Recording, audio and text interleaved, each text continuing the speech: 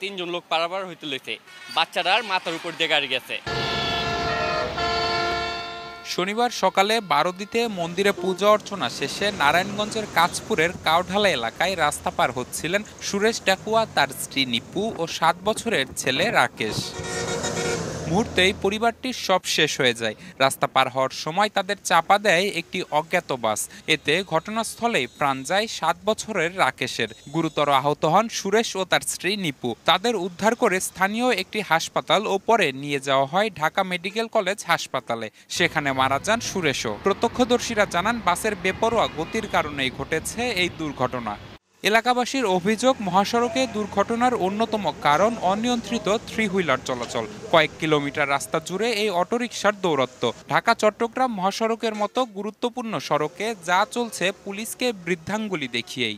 এদিকে পুলিশ বলছে খোঁজা হচ্ছে ঘাতক বাসটিকে।